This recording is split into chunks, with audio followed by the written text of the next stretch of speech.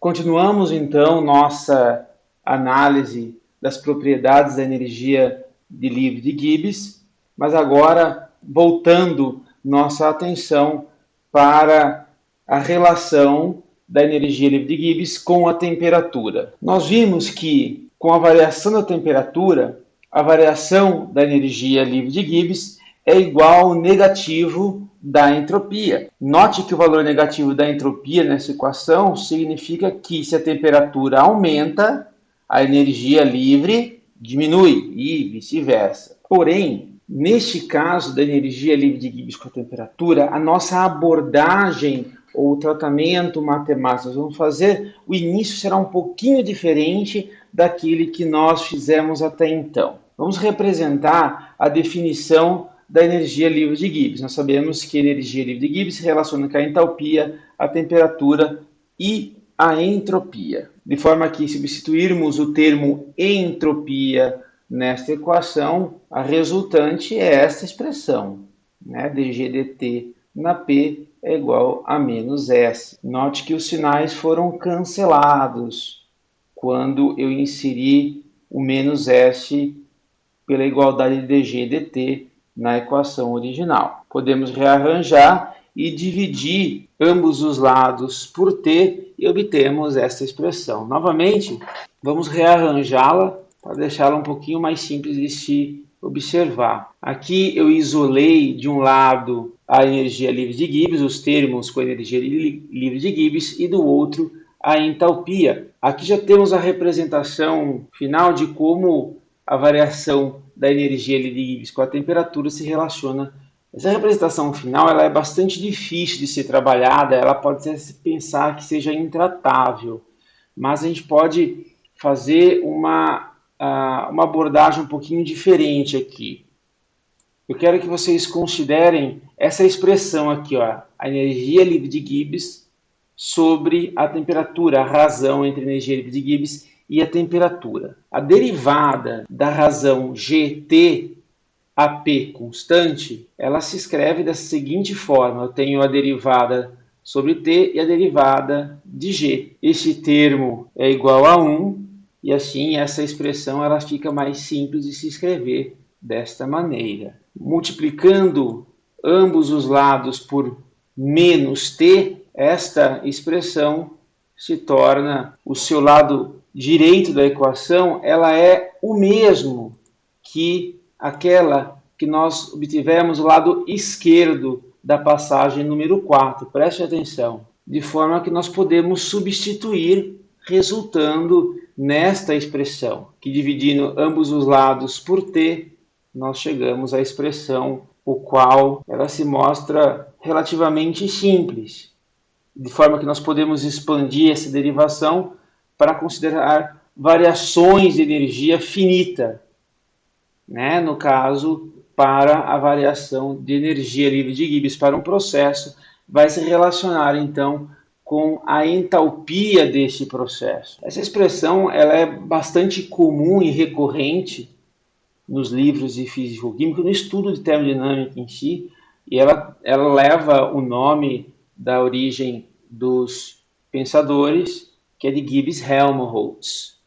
Né? Nós podemos torná-la um pouquinho mais simples se nós aplicarmos uma propriedade derivada, onde a derivada do inverso de t é menos 1t ao quadrado dt. Veja que podemos substituir na equação de Gibbs-Helmholtz e tornando essa expressão, que essa relação pode ser escrita dessa seguinte forma.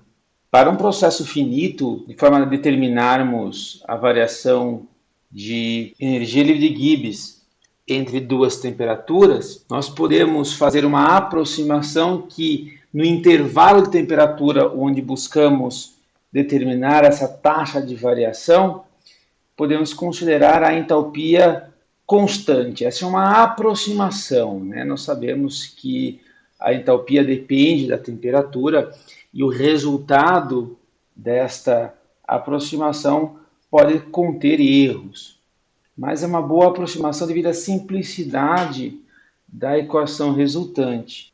Vamos aplicar então esta equação para buscar a variação de energia livre de Gibbs numa outra temperatura, que as referenciadas normalmente nas tabelas em apêndices e livros.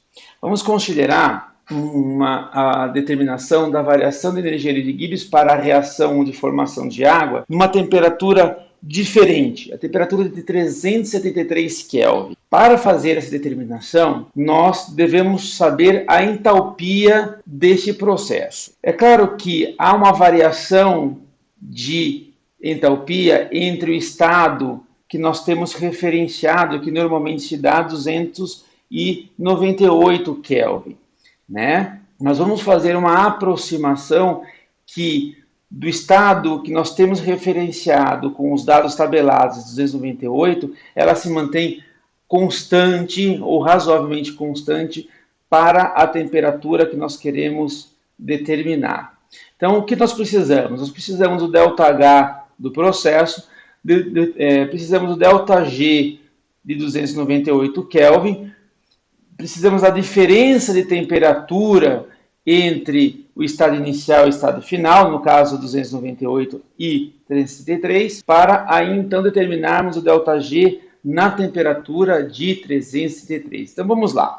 Vamos calcular primeiro o ΔG em 298. Como fazemos isso? A maneira é bastante simples. Precisamos apenas determinar a variação entre o estado inicial e o estado final para a reação, nesse caso produtos e reagentes, levando em consideração a energia padrão de cada um dos componentes e seu coeficientes estequiométricos. O resultado nos dá menos 474,26 kJ a partir da substituição dos valores tabelados. Fazemos o mesmo para determinar o ΔH, da mesma maneira, de similar, produtos menos reagentes, chegamos a um valor de menos 571 Joule. O que nos falta ainda? Falta-nos determinarmos a diferença de temperatura. Né? Nesse caso, é o inverso da temperatura para aplicação na equação de Gibbs-Helmholtz. A determinação é relativamente simples, é o inverso de 333, é o inverso de 298, temperatura final, a que eu quero saber, a 298 é a temperatura que eu tenho referenciada, o resultado é menos 0,000674 Kelvin. Considerando então a equação de Gibbs-Helmholtz, podemos fazer uma primeira substituição dos valores que nós temos. Nós temos o valor da entalpia, nós temos o valor da diferença do inverso da temperatura. Fazendo a multiplicação, chegamos a um valor de ΔG sobre T de 0,386 kJ.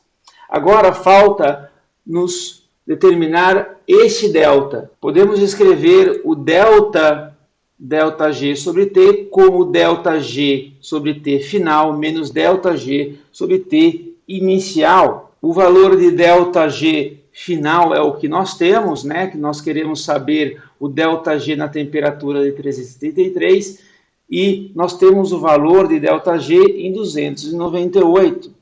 Substituindo os valores nessa equação, nós temos que o ΔG sobre 373, o ΔG sobre 298 e o valor que nós calculamos anteriormente da multiplicação entre o delta do inverso da temperatura vezes a entalpia. O resultado dessa expressão matemática, apertando o botãozinho da sua calculadora, é o valor de menos 450 kJ. Veja que se nós utilizarmos a determinação da lei de Hess, nós obteríamos um valor de menos 439,2 kJ. Se compararmos este valor com o ΔH obtido a 100 graus Celsius e o ΔS obtido a 100 graus Celsius, usando uma abordagem do tipo da lei de Hess, a equação de Gibbs-Helmholtz ela faz aproximações, por isso nós observamos essa diferença, de forma que podemos obter valores mais confiáveis.